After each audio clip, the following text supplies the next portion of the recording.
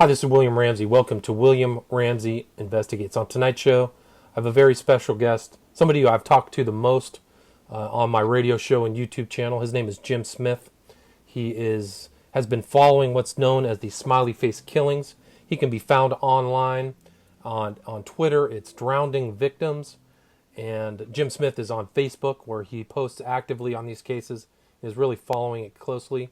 On tonight's show, Jim Smith and I are going to talk about recent cases that have happened since our last discussion in August.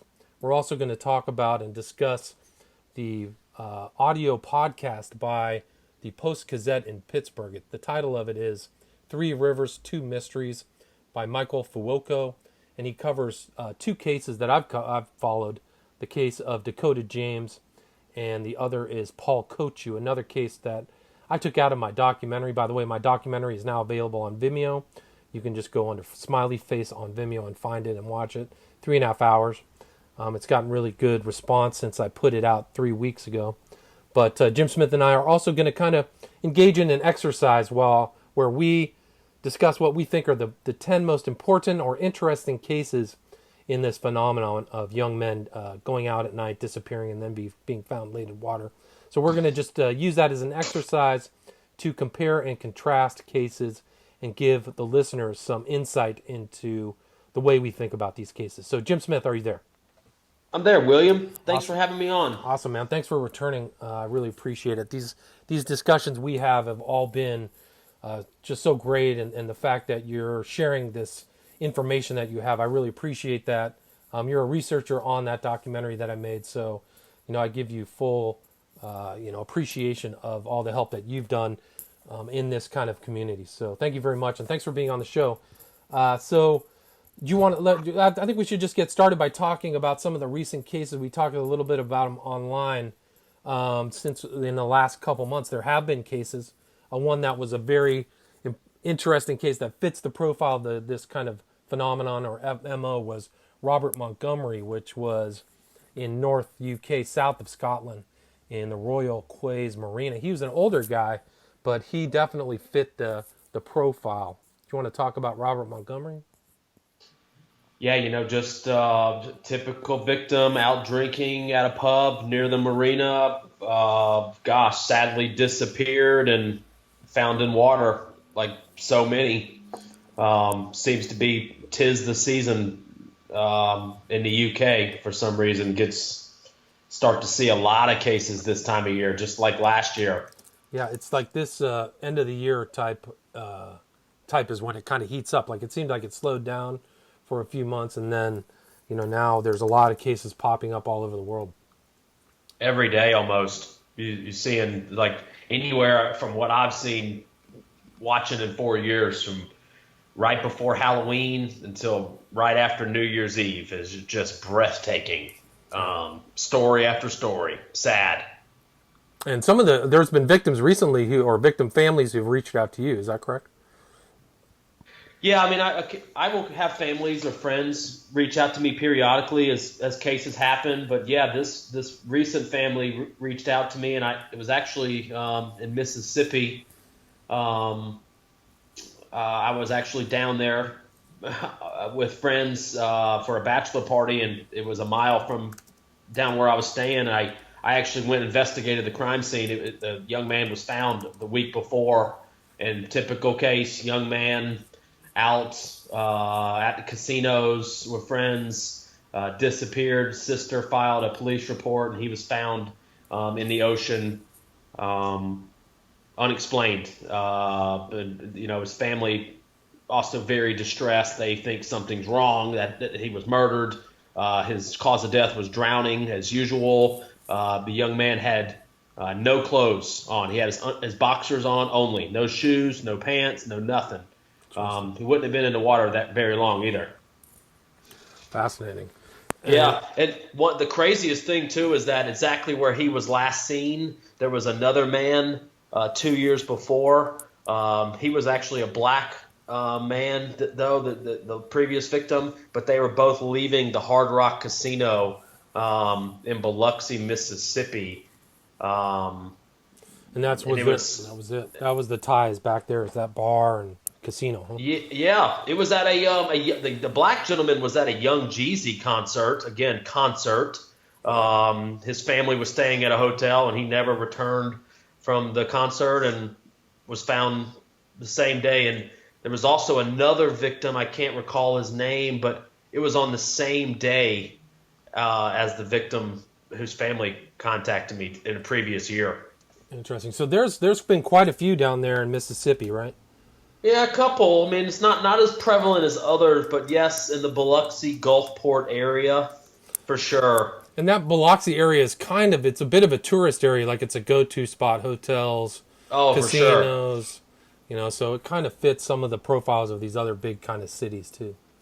Oh yeah, no doubt. A lot of drinking, people not paying attention on the water. Like I said, I was down there for a bachelor party.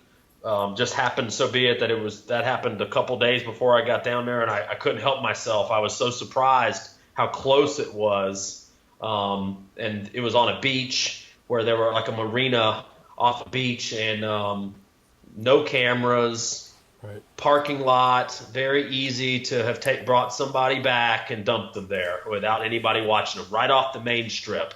Yeah, and that's close to New Orleans. I mean, that's an hour's distance. New Orleans, maybe hour and a half max. I mean, Yeah, pretty close. Yeah, hour and a half max. Yeah. Not pretty close. You're in kind of like True Detective territory. It's kind of like this. If you ever watch True Detective, which I reference I have. in the documentary, it kind of has that feel. I down love south. that. I love that show. Yeah, But, amazing stuff. the first season is amazing. Kind of helped inspire what I do. I definitely feel like looking into these crimes is like being in that kind of environment, the environment of these two guys from True Detective. Was it Rustin Cole and his buddy? I forgot their names. It kind of I feels definitely when the scene where McConaughey has his map up, right? I've been there. It's crazy. Very great show. Yeah, incredible show. Really good writing. So I mean that's the other thing, and we'll find that out when we're talking about the whole Fuoco Post-Gazette show. That he says that these events are happening, and I remember it specifically from the podcast where he says it's only happening in the Northeast. It's happening off of the, what do you call it? The one of those freeways that's up there. Is it the I-70 or something? I can't remember. Yeah. One of those freeways, the I-90 killer or something. But Yeah. and these cases that are outside of that area, clearly indicate that it's a far broader problem. We can get into California cases, Vancouver cases. Oh yeah, he conveniently left off all of the other young men just in Pennsylvania this Good year, point. right? The same deal, young men, not just Dakota James Barrett, or Paul Brad Poach, Barrett. right? Pittsburgh, all over Pennsylvania. Pennsylvania by far, I know you know this, but not everybody listening does. Pennsylvania by far was the most active murder state last year for these crimes. Dakota James was just one of many Right. last year, and it continues. I mean, they have one of the baddest groups there, obviously, not just in Pittsburgh, and Right. it's Philadelphia, pretty scary. yeah. Philadelphia, Shane Montgomery, there's cases, Jimmy Slack. And they talked about Yeah. it, how in the podcast, Fuoco said he wanted to include Jimmy Slack in their analysis, which I included in the documentary, but the family objected. And you and I guess you might primarily have had discussion with the Jimmy Slack relatives. Is that correct? Do you remember that? Yeah, I've talked to his mother. Yeah. I feel bad for her. She's conflicted and hurt like so many people, and I don't think she quite understands how big this is. Agreed. It's so hard for people to comprehend. That's why I thought your film, which I hope everybody watches, the more people who watch it, the better. It really puts it in easily digestible for people to comprehend what's going on.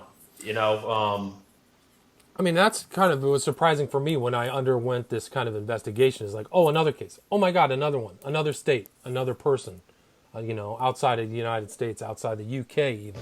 So, yeah, it's remarkable. And I felt like even getting done with 3.5 hours, there's a whole nother 3.5 hour documentary to talk about other cases, because there's places in Vancouver. There were the recent cases in Oregon. There's guys like we've talked about, the 5 out of San Francisco whose bodies were never found.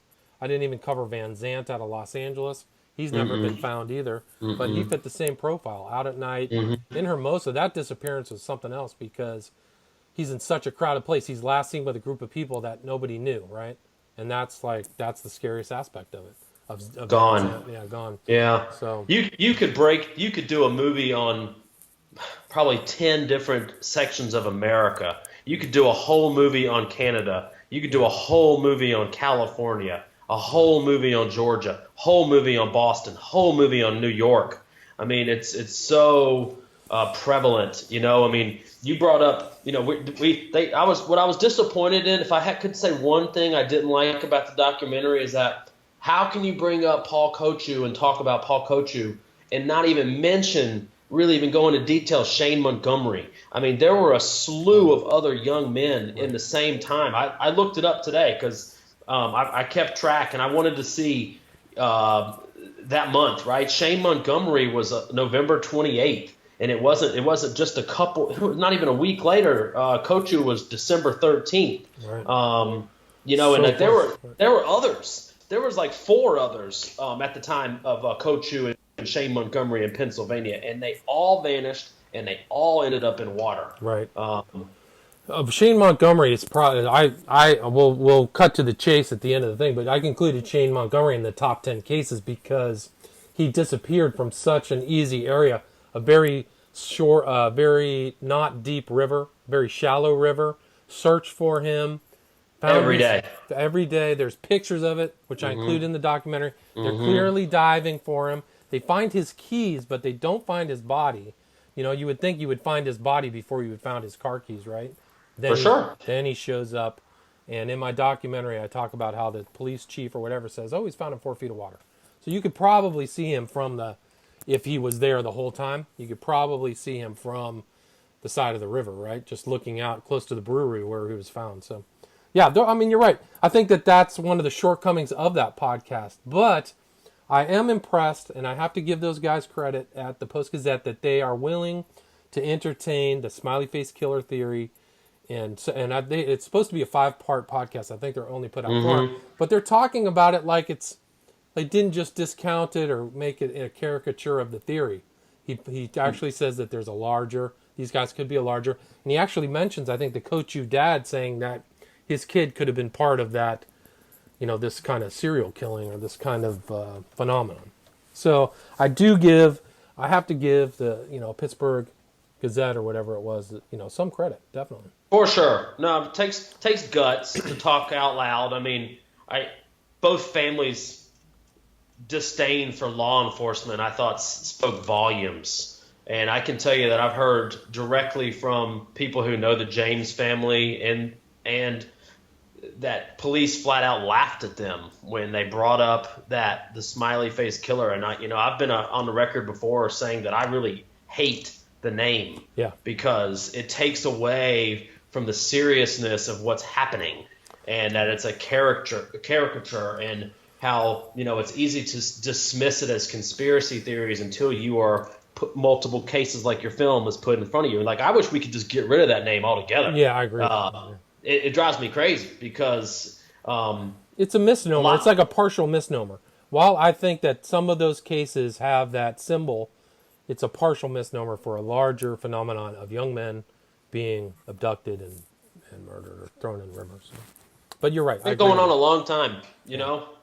We do know for a fact that smiley faces are still being left, though, at crime scenes. Correct. No doubt. Yeah, no doubt. It's close to it. I mean, I show in the Wilkins case in the documentary, there's a smiley face with a man stuck in a cage, which is really scary. Oh, I know it. Right on the route of where he was last seen.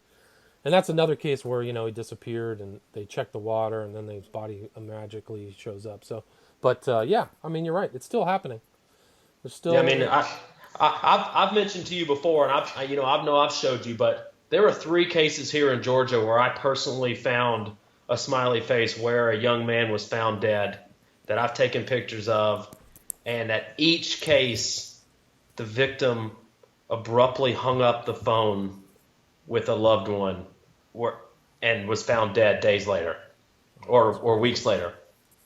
and where there's no other graffiti around.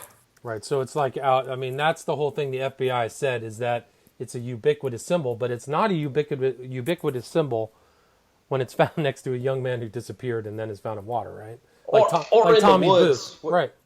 right? Where Right. there's no other graffiti. That's it. And there's only like one case here was a young man where I found stuff, and it was 4 years later, and it was right by a drain spout that went under the road, and he was found right there in the water. And when you go into the drain pipe, big smiley face right there. And that's interesting because they actually found a smiley face in Pittsburgh, right on one of the bridges. Yeah, it's not an accident. Yeah, they showed the picture of that in the Post Gazette, Pittsburgh Post Gazette. They actually showed the smiley face. So that's pretty remarkable that they actually. And there's another one where it's a smiley face spray painted, right, and also by itself. So it's not even like in with other scribbling drawings or it's just and maybe somebody out there in the public is screwing with the investigators or just playing. Could be. But it's still there, and it's the same thing with what Zach Marr had the smiley face spray painted. And they just go on. It's all spray painted. Why isn't it painted? Why doesn't somebody go out there with some actual house paint? Because spray paint is a lot easier to carry a can, do it and run or get away, right? So, yeah, I mean it's pretty crazy. But yeah, I think that this Pittsburgh thing could open up more doors of inquiry and actually get some more interest in these kind of cases, which I think will be good. Yeah, the James family, I sure admire them because they've really pushed far back against law enforcement, the media, more so than anybody that I've seen. Couple like Jen Jenkins. There's been other people, family members, Vivian Smedley, who is Joseph Smedley's sister. She is courageous and brave and has done as much as she can. But the James family, they've really, I hope their foundation can do something. It seems like they have put their politicians on defense, which I think is what is most needed, like to really stop this, in my opinion. It's to get change through. If you force the police and the politicians to be accountable, the media and the story will tell itself. Excellent point. And I included in my documentary that guy Stephen Port, who it wasn't the police who found him, it was the family. The literal activity of the family brought justice to those 4 young men who were dead. God only knows how many people Port killed in the UK, or whether he dumped other people, or how much he was in it. But I mean, that case was incredible because of the police incompetence, really. Oh, these all 4 people found in a church courtyard, and they never made a connection. So same as the James family and the Kochu family, right? Made flat out saying those in the Pittsburgh Gazette's podcast. Inept, pathetic. And that's actually a larger theme, right? In all of these deaths, is that the police either don't do the inquiry. I mean, you talk about Zach Marr, Kelleher, and Hurley all end up in the Charles River in Boston, and the police don't make a connection between those 3, right? And they're all the same cases. Yeah. They're all walking around.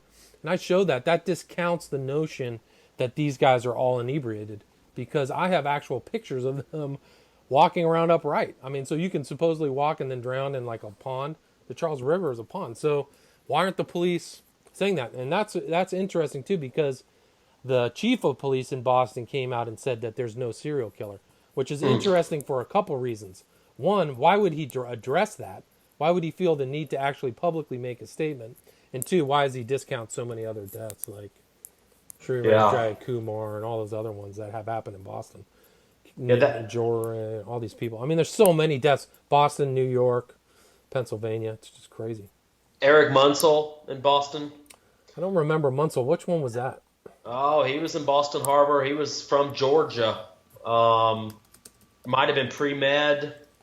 Eric Munsell, for sure. He was a couple years old. But the police chief of Boston blocked me on Twitter for asking him questions. Wow, that's amazing. And bringing up specific parts of why I think that they're covering. Like when they were looking for Zach Marr, right? And how they were looking in the exact same spot where another victim had been found. And they go immediately to the spot where other victims have been found and are searching there with the sonar. And they say, "Oh, it's not suspicious. We're just looking for no reason." No, you're looking there for a serious reason. They know. I absolutely believe that. I believe that law enforcement knows. I can tell you that here in Georgia, that my list of victims of young men have been put in front of high-ranking officials, and they dismissed it. Dismiss it, yeah. That's crazy. I missed the Eric Munsell death. That was another one that just from Georgia. From Georgia, right? That may be it. Is because they didn't report it because he wasn't actually a local resident. Oh yeah, that guy. Yeah, that's incredible. Oh, for sure. So many. What's really wrong, besides the police being inept or refusing to even investigate, is when young men are going missing immediately. They've been abducted. This is part of why I do this. And that the police won't even take the family seriously, won't even let them file a police report, and their victim has been abducted, right? Their son has been abducted, and that's like the most valuable time, and it is wasted. And people act like nothing could happen, even after 20 people go missing in an area like Boston, right? I mean, how many people have to die before they're taken seriously? It's a great question. Right? It's amazing. It's kind of like what's going on in Wisconsin. Right. So you want to talk about the recent cases in Wisconsin? I do. Yes, okay. I think it's very important. Do it. Tell us about the cases.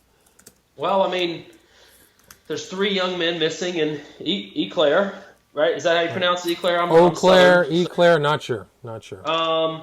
Which is right outside La Crosse. It's a college town. Has a history of many, many young men. In fact, some people think that, I've been told that when the River Watch started in La Crosse, which La Crosse has about 20 victims, maybe more, in 10 years or 15 years that this has been happening, that when they started the River Watch, the killers moved to Eau Claire.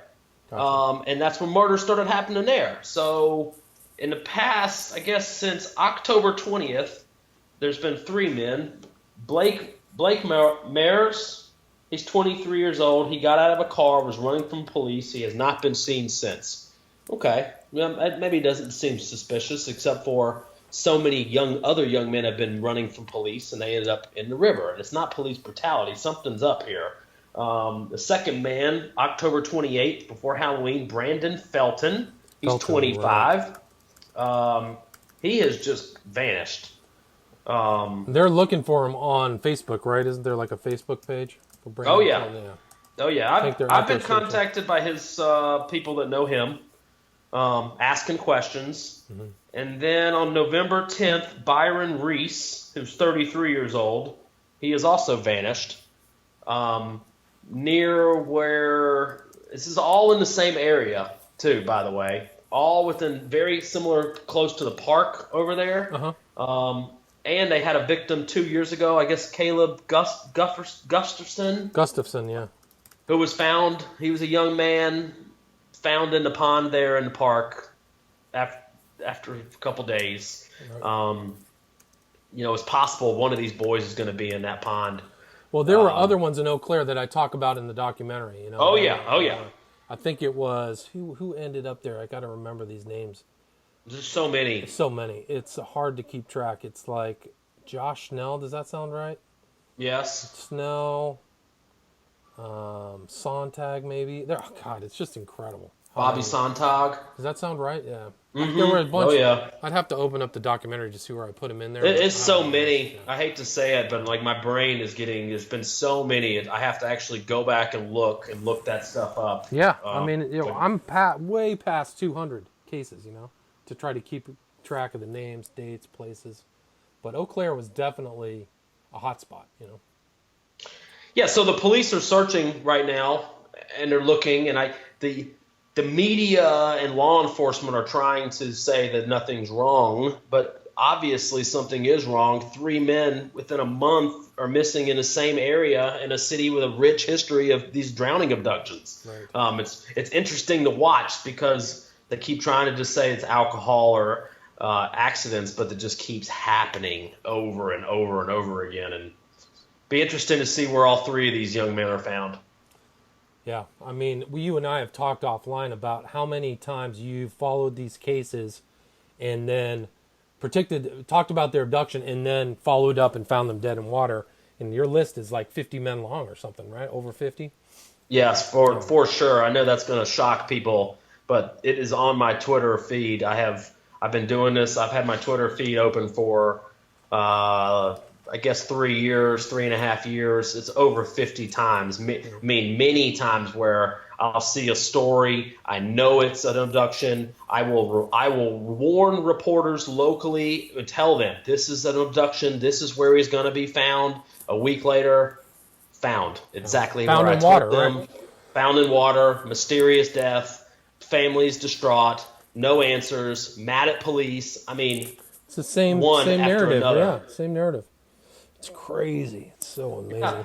Been very surprised. I told you offline the other day. I'm surprised that I've done that so many times, and so many reporters or even police. I started doing it to police on Twitter, and I would think that police would come to my door, right? How do you know this? How are you doing this? Right. And nobody. In fact, a lot of times reporters will just block me.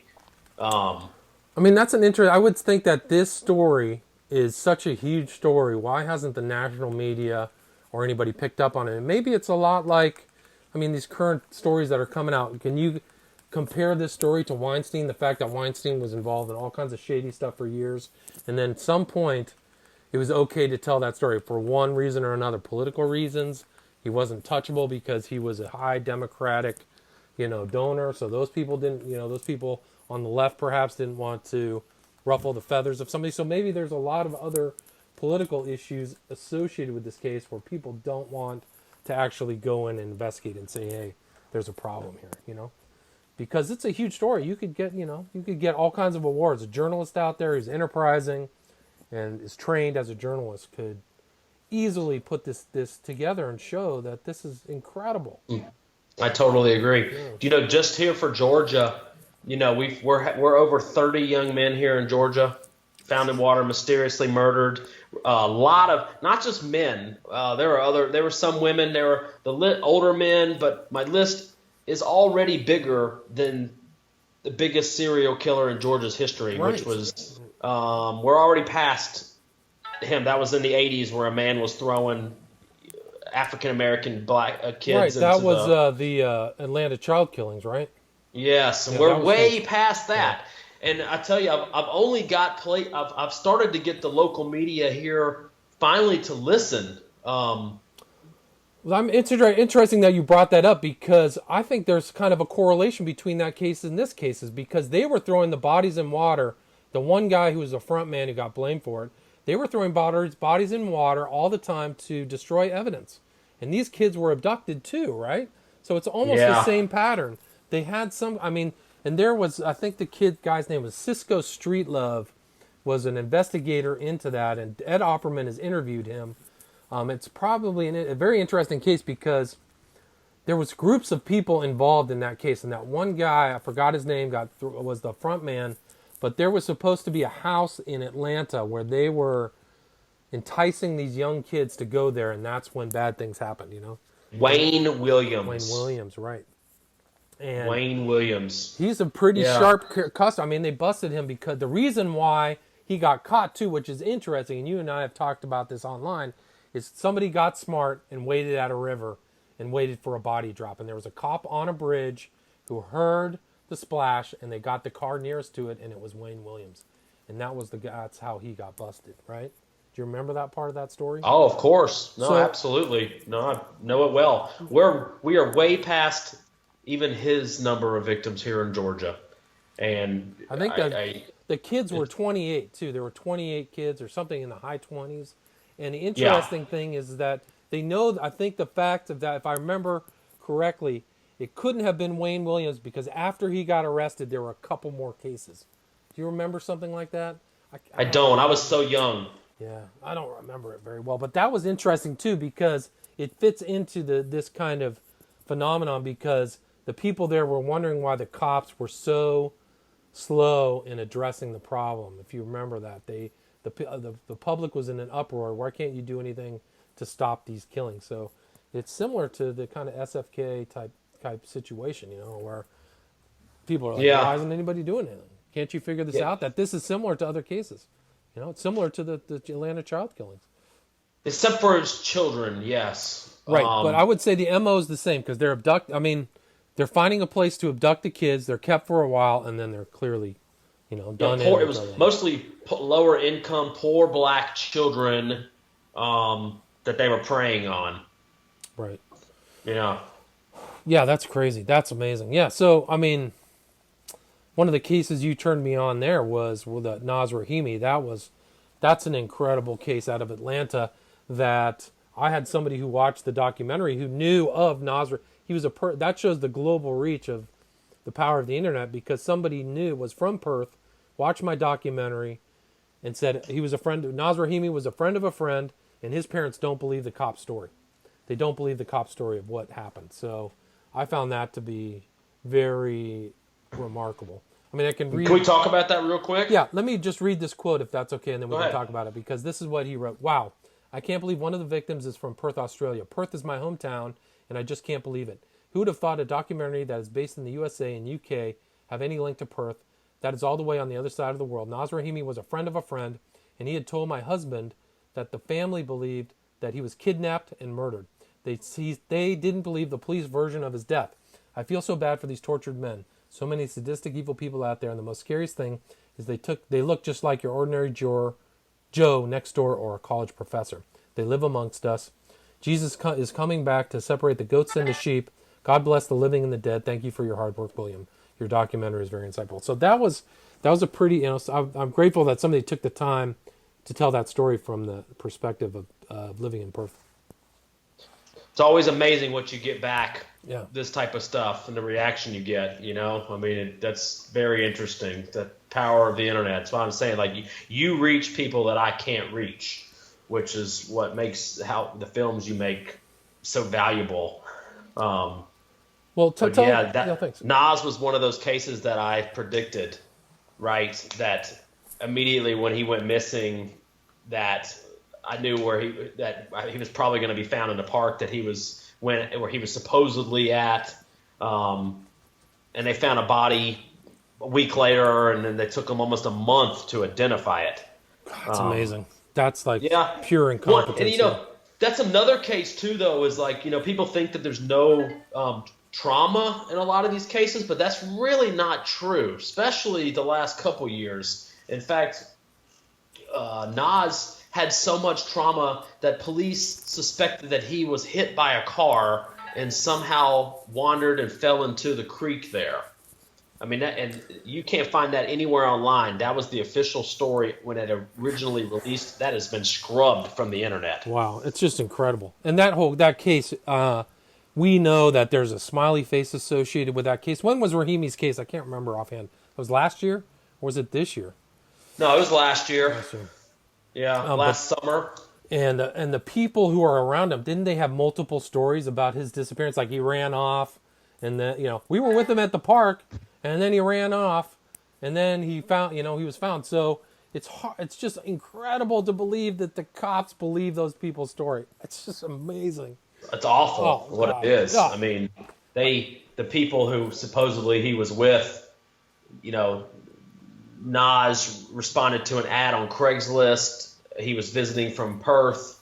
He was going to rent someone's couch and became friends with these people. And when they saw me posting on Facebook about the body being found before it was even announced the people started reaching out to me. It was his friends asking me how I knew, and telling me strange stuff about the case.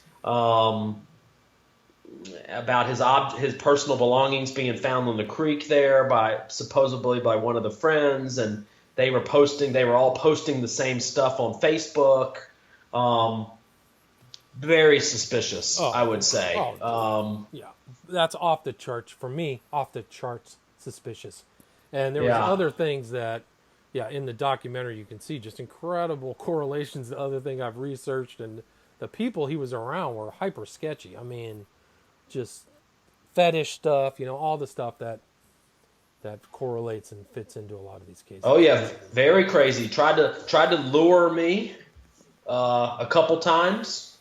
Told me that they were told that Nas's shoes were at a gas station. Told me some very crazy things. I'd rather not get into too deep, but I totally understand. pretty suspicious. I had similar experiences when I was researching the West Memphis 3 case. Come and meet me here, come and do this, and I never took the bait, so be careful. Those people are wow. I mean, the cops, it's just unbelievable because it's not, I mean, you can do the research on the internet and see there's something wrong with this case. You don't have to be on site and go to the park where he was found or just to see how sketchy and unbelievable it is, Now, if I remember something like the story his friends told is that he dropped LSD and disappeared. Yes. Isn't there something like that? So Yep. there's another drugging aspect to that story. Wasn't he in, he was found at, not the Chattahoochee, it was some kind of park, right? In North. No, it was Riverside Park in Riverside Atlanta, Park, yeah. off north, and it had a small creek that runs through the property, and he was found. They searched that property multiple times and never found him until a week later. And it was only after his friends started posting on Facebook that they thought their friend was injured and that he was in the park and that he needed help. And that those are the same people who gave him supposedly LSD, Right. and were posting the same story.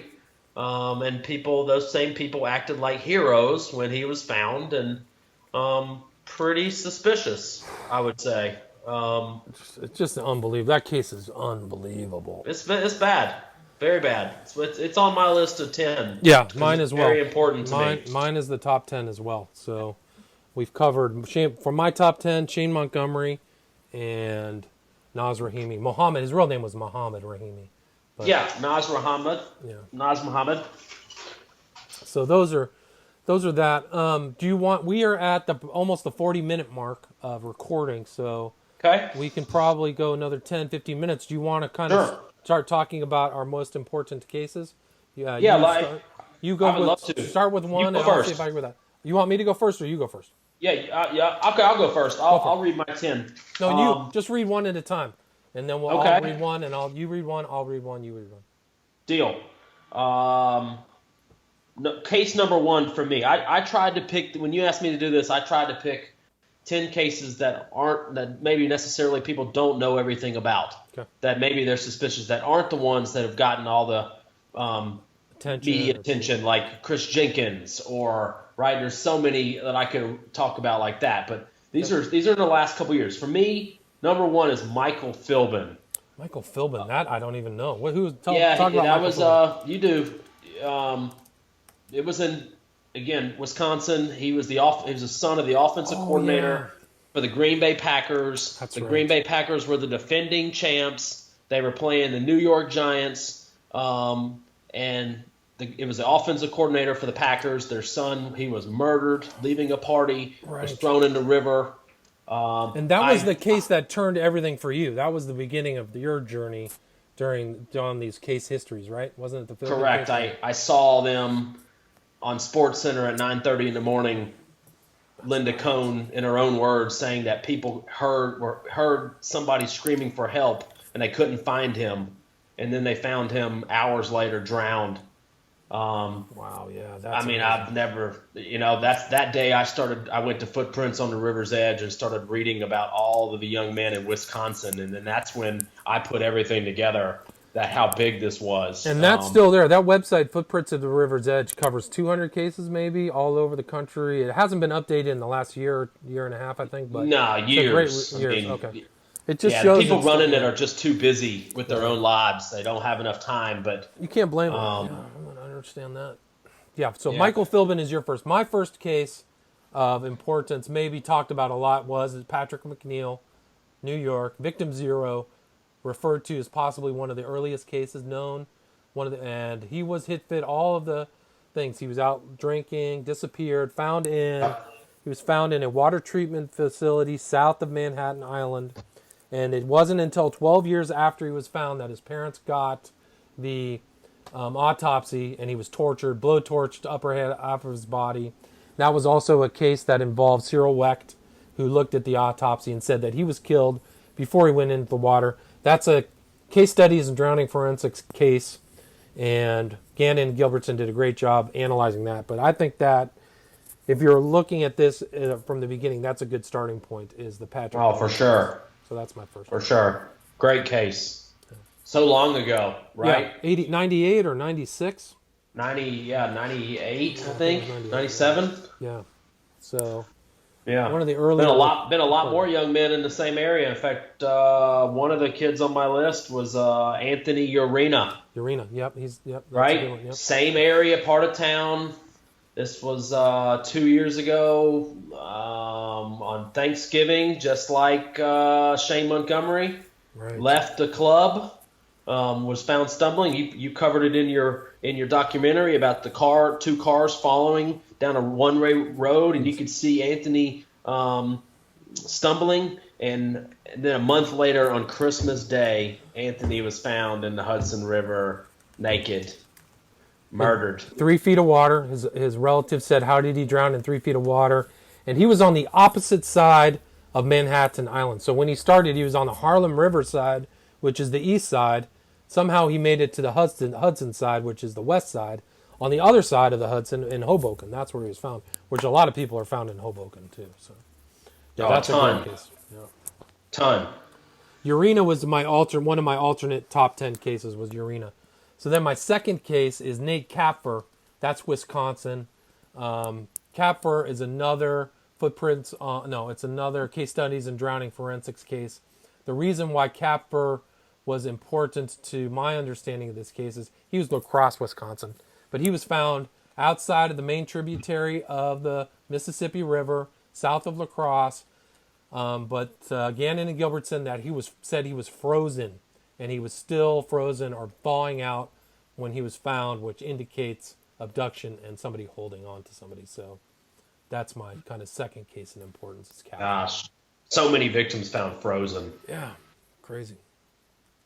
My number 2 on my list is Cullen Finnerty. Football player, was on Memorial Day weekend. Michigan, right? Yep, in Michigan. He was one of the best quarterbacks in Division II history. Right. Pretty big guy. Outside the realm of size, guy was 6'3", 230. Was fishing over, again, Memorial Day weekend, was with his family, very close by. He called his wife in a panic on his cell phone and said, "These people are following me." Again, pretty big guy to be scared. Yeah. I met these people earlier today. They're following me. I need you to come get me. He was in a panic. And his family dropped what they were doing, tried to go down and find him. He was in like a paddle boat fishing, probably like a quarter of a mile down the same river. He vanished. His cell phone pinged 11 miles away north. Right, that's right. Hundreds of people searched for him. Huge. They found him search, yeah. exactly where they had searched nearby, in the grassy field, face down. Face down, right? Yeah. Face down. He people had heard screaming. The owners of the property, like a big group of people hollering and yelling. Right. And he died from the cause of death choking on his own vomit. Right. Supposedly choked on his own vomit. Right. Yes. Yeah. Absolutely. He was a very big Christian. Right. Family man. He had kids too, right? 2 kids. Kids. Doesn't fit the profile. Yeah. That was one case I covered just because of you told me about Finnerty. But yeah, that was amazing. And now he was featured on ESPN. Huge. Talks about his life and how strange the death was. There are people who knew him and they're like, this doesn't comport with anything. Granted, he had a pharmaceutical pill problem and probably had some form of CTE, but that doesn't mean that he went and ran and fell face down on his face and then choked on his own lung. It more fits with somebody being abducted and tortured, that kind of thing. Tortured. And I will tell you, and I know I can confirm that I spoke to the pathologist who examined his body, and he confirmed that Cullen was only deceased less than 24 hours, and he was missing 72 hours. Right. Had no trauma. except for like branch scratches on his body, like somebody had drugged him. Was found right off a road. That's right. No, Pretty interesting. He would have heard people were calling for him. So if he was alive, he would have heard them in that area, if I remember, because he was only like a mile away from where he was last seen, if my memory serves me correct. And Abducted by boat. Yeah, so that's not the first time, because we're going to go into this case, which happened very close to Finnerty, which is my number 3 case, which is Todd Geib, which is a very interesting case. That's very close to where Finnerty disappeared in West, probably 30 minutes by car, 40 minutes from where Finnerty disappeared, in close to Grand Rapids. But the case of Geib was also another case in Case Studies in Drowning Forensics, and it's another interesting case of a guy who disappears. He is at a party, he's walking around, then he's found in water with possibly a boat. People investigated said that he was dumped. If I remember, he was upright in a lake, and the family saw really suspicious stuff was happening, and then a smiley face symbol was left on his tomb grave 3 years after he died. And so that, to me, was another important or interesting case in this line of cases. Awful state. Yeah. You know? Yeah. Awful state. There's another. There was other ones around there too. There was another in Livonia. Oh, many. Many. There are these murders on campuses at Michigan State. Yep. I mean, there was a 16 or 17-year-old kid who I can't even remember his name, but it's been a couple years, and he was visiting that college for the weekend, and he vanished, and they found him in a pond on campus. I mean, there are lots. Yeah. No, that sounds very, very familiar. So what's your next case? My case number 3 is Kelly Nash. I don't here remember. In Georgia. Talk about that case. Athlete, right? Again, probably abducted by boat on Lake Lanier. Other cases, I know that I spoke to a lady whose dog finds a lot of these people here in Georgia. Spoke to her in person 2 or 3 years ago after this happened, and Nash stopped at a boat dock where he supposedly had walked. Her dog followed the scent all the way to the boat dock, and then a month later, that's where he was found. And he disappeared, according to Unsolved Mysteries on Reddit, disappeared January 5th, 2015 from Beaufort, Georgia. So it's a recent case. Oh, yeah. It's a pretty important case to me. That January, there were other young men who disappeared at the same time. That's within days of each other, who have never been found. Kelly was a high school basketball athlete, loved by many. Mysterious death. That's interesting. They say it's related to the Samuel Waters disappearance. So maybe the police say not, but they live next door to each other and they did know each other. And they say that there's a gentleman who has been indicted for the Samuel Waters case, but they haven't found a body. They haven't found anything. Waters' phone pinged last by the Beaufort Dam, which there have been multiple young men found by the Beaufort Dam up there off Lake Lanier. Fascinating. That's amazing. Yeah, the Kelly. Yeah, so many cases. So my next case was one we already talked about. That was Naz Rahimi. That was my 4. So, and that's for all the reasons we talked about. It's an important case, a recent case. One with Naz Rahimi was sometime last year. I'm trying to remember. I can't even remember the dates. May 2016 was when it was found. May. Yeah. So that's my next. What's your next case after Nash? It's actually a twofer. It's the murder of Mason Cox and David Wood on Lake Lanier. Best friends, vanished. There were multiple men in the same week here in Georgia that were found murdered. But those two, you rarely see people killed together by these people. It does happen. They had trauma. They were found exactly where they went missing a week later. Right, they were checked. GBI searched for a week with sonar. It's a small pond too, right? It's a small lake or whatever they were in. If I remember correctly.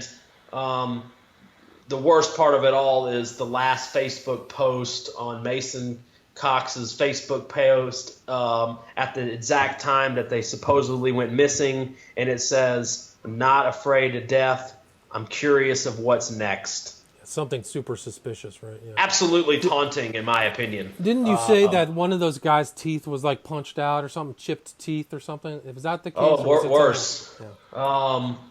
The mother of Mason Cox told me that his nose was broken. He was missing teeth. He had bruises. He looked like he had been beaten. But reported by the media and police, no trauma. Right. Interesting. You know? Yeah. Because that's what happens is the cops tell the media no trauma, knowing that there is trauma and keeping it from the public eye. That's my belief is why these cases are reported as no trauma. It's not because the police know there's no trauma. It's because they don't want to tell the public about it. That's why that's consistent through all those cases, in my opinion. Yeah, I remember it's true. that was one of the early cases I researched last year when you and I were chatting. I remember the Mason Cox David Wood very well. It's very important to me. Again, that was in January. That was the year before Kelly Nash, and it was just like Nash in January. And there were four. It was Mason Cox, David Wood, a guy named Cody Bonet, who was found in a creek behind a middle school. I went there. That's not on my list, but again, the same week, and then there was another young man who was found. He had been a victim of a fall, and he was leaving a bar on New Year's Eve, vanished, had tons of trauma. I've been there. He did not fall from where he was found. Interesting. Yeah, 4 in 1 week. It's incredible. So my number 5 was Dakota James. We've already kind of talked about Dakota James. Disappeared downtown Pittsburgh, found 40 days later.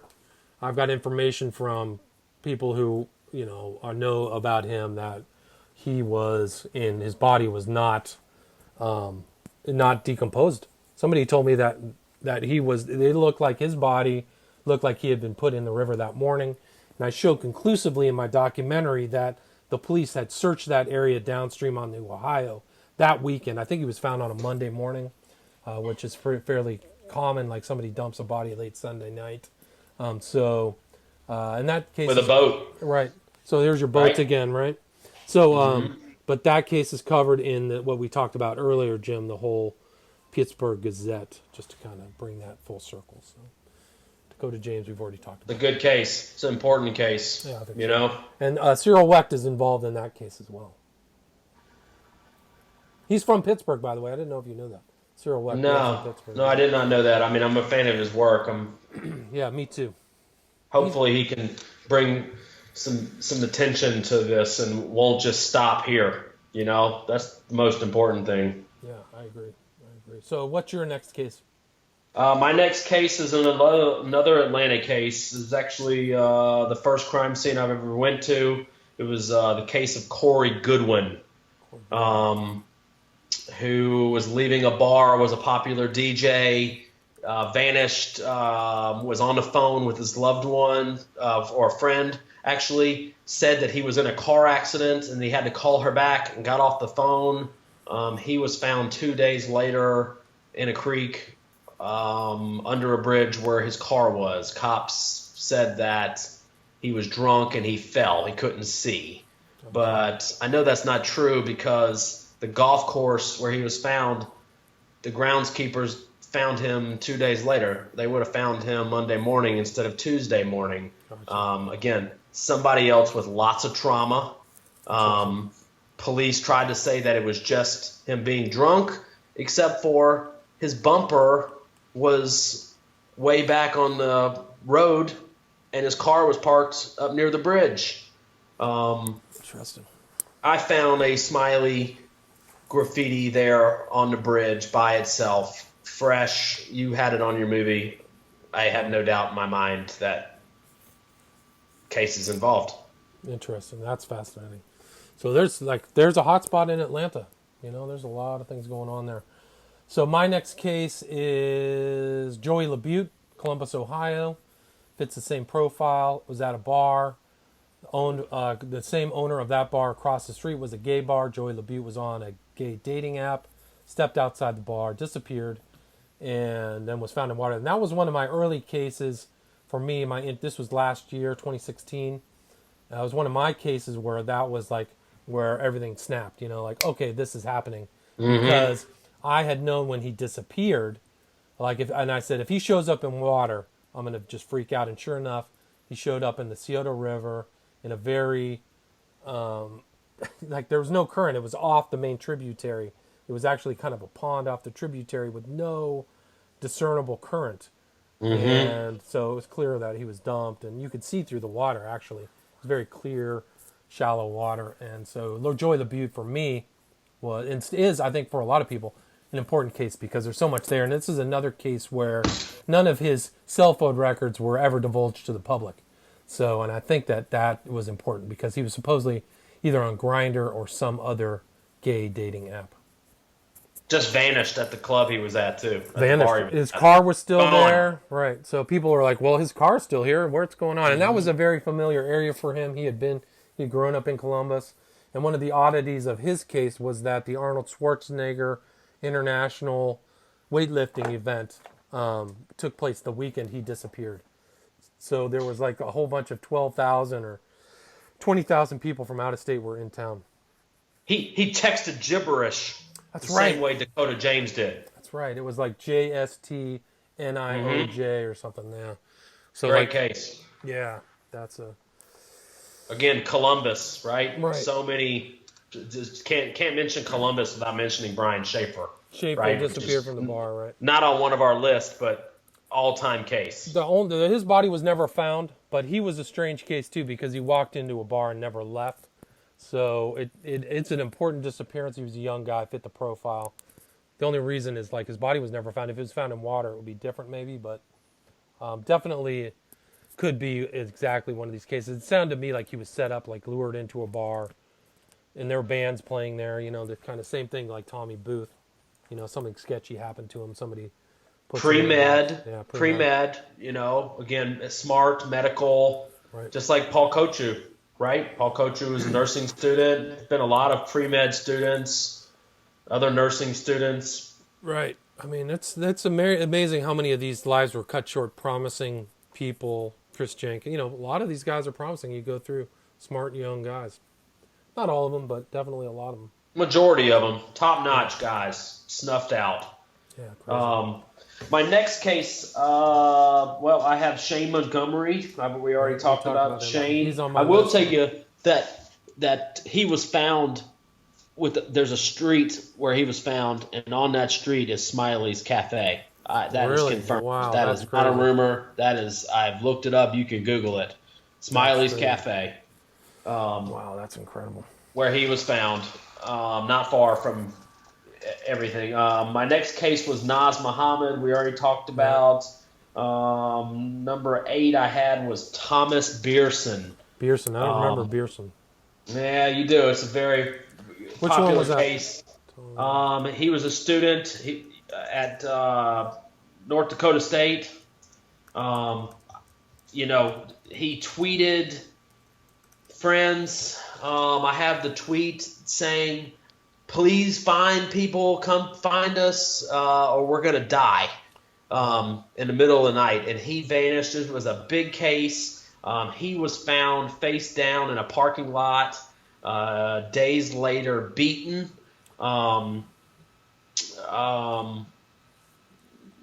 It was right next to the river. The FBI was all over that. It was at North Dakota State University in Fargo. There's been other cases there. He was, I believe, a baseball player, I guess, baseball player or basketball player. I forget. It's been so long, but definitely a victim. Leaving a party, vanished again. Not the last person we've seen beaten either. Unsolved. Totally. I still have the tweet. It's on my Facebook page. It's on my Twitter page. That his last tweet to one of his friends begging for help. Wow, crazy. That's amazing. So there's Fargo. That's not actually that far from some of those other cases, North Dakota. The other North Dakota cases. Far was that? There was a kid on this anniversary 2 years before there. A fraternity kid vanished. Same thing. Found in a river though. That's crazy. what's that case? So Fargo is on the state border of North Dakota, but it's up to 94 from Minneapolis, college Yep. town. So there's been cases in St. Cloud. There was a case there that's about 100 miles Oh, away. been a ton in St. Cloud. St. Cloud, right. So that was, didn't they trace the dog? Jenkins family traced the dog, the scent of Jenkins to St. John's University. I think I covered that in my documentary. But yeah, that's Oh yeah. Beerson. Yeah, Beerson fits it. Amazing. So I have, what are we on? Kelleher. I think I have Kelleher. That's an important case out of Boston. He was leaving, he was leaving the TD Arena, walking, was at a park, crossed the river, was able to cross the river, called an Uber 3 times from Paul Revere, disappears. His phone is pinged south of where he was. Then his body is found exactly where Hurley and Marr found. So Kelleher, for me, was an important case out of Boston. Me too. So that's, do you have any other things on your list? I got two more. Okay. I got David Gherkin. No, I don't remember David Gherkin. David Gherkin was at the Buffalo Bills Miami Dolphins football game in Buffalo. Right, yes. He was kicked out of the game for no reason, being intoxicated. Right? Sound familiar? Yes. Got cut off from his brother. Said he'd meet his brother at a bar up the street from the stadium after the game. He left. Was found days later near the stadium in a creek, and it was same deal. No trauma. Said it was drowning, and it was, a strange part of it is that it was he had to climb over a fence even to get into that creek. It sticks out to me because there's very few of, again, leaving a sporting event, just like what you did, what about Kelleher. Right. Kelleher and Hurley both came out of the TD Arena, yeah. So it's like a common thing, and yeah, it's amazing. There was Right. a serial killer that Ed Opperman talked to the mother of. I can't remember his name. He was African American, but his trolling ground was these events. He abducted a woman out of some like Metallica concert, and even Metallica like did a public service announcement to find this girl. I can't remember her name, but that's what he would do: is find people. Hey, drunk people, you need a ride. You weren't going somewhere. Blah blah blah. That was his thing. But his preferred choice was women, so it was an interesting case. David Gherkin, yeah, I remember researching Gherkin, definitely. Pretty scary. Last person on my list was Max Mazzell. Max Mazzell's father is a ESPN writer. This was in Albany, New York. Albany, yeah. Yep, he was a 21-year-old kid. This is a couple years back. Vanished, and he was found in Lake Ontario.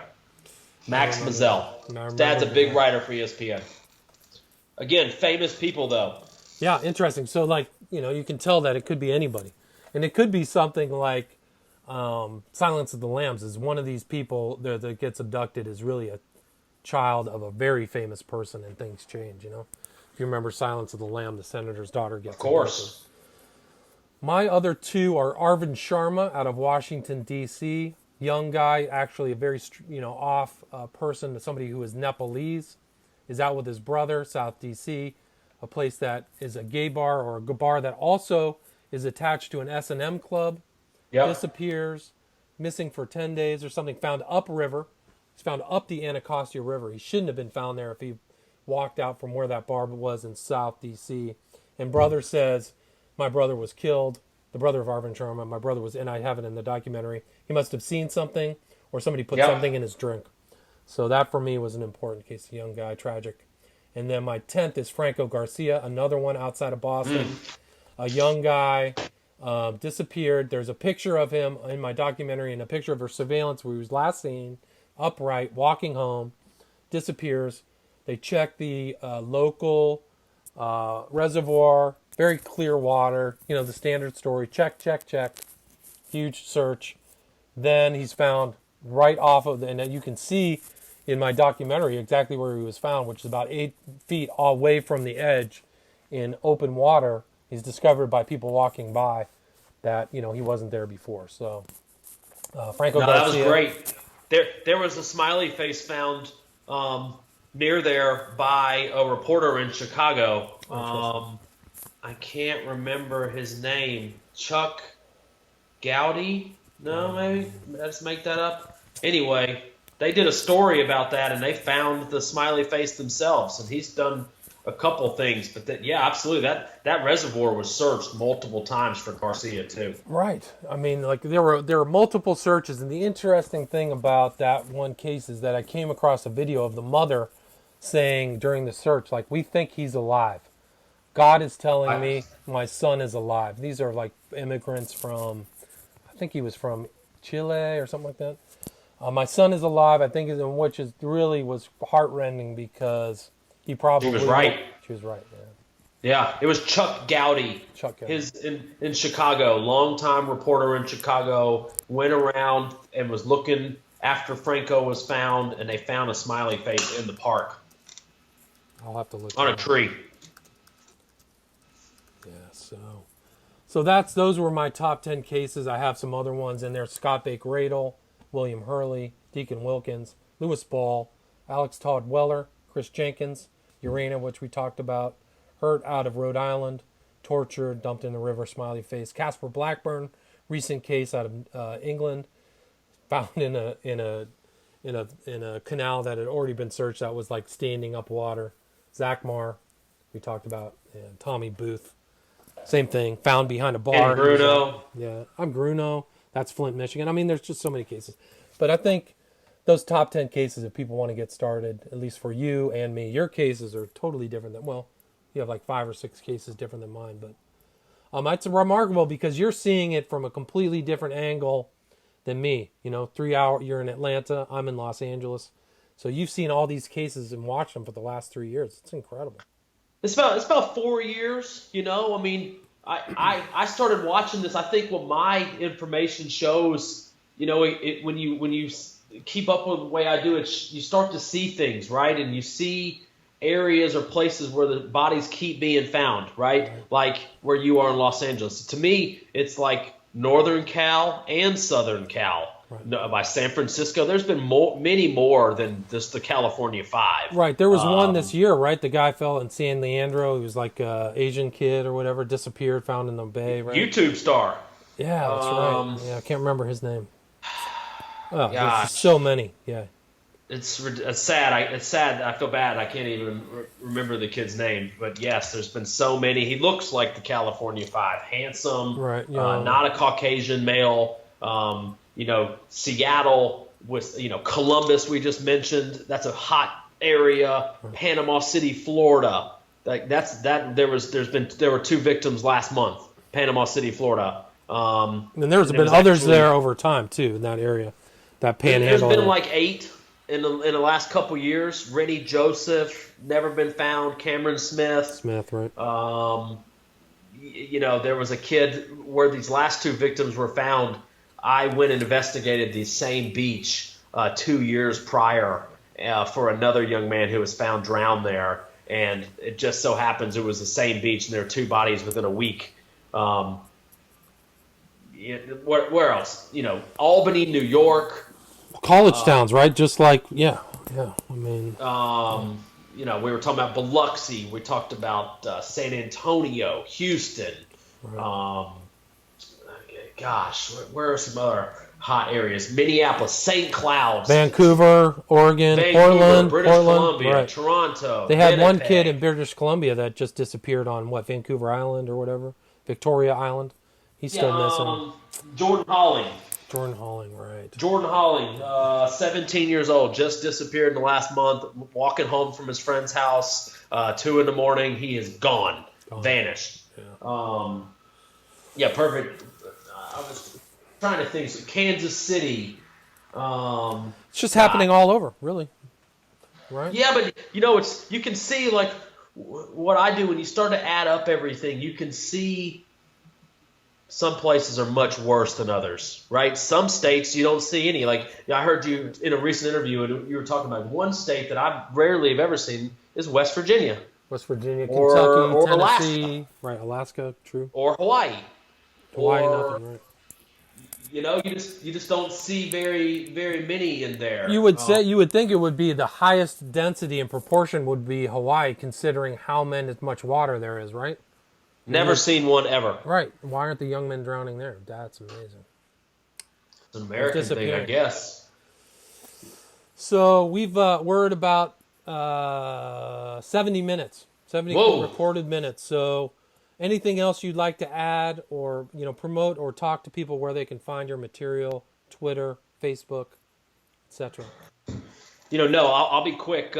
Thanks again for having me on. You can find me at Drowning Victims at Smiley Face Cult on Twitter or on Facebook at Jim Smith. I have a group that's Smiley Face Killers America where I post victims. I just would, like to. I hope people will learn more and talk to their kids and their friends and explain to them that what's going on, that even if you don't believe us, at least be aware of it, right?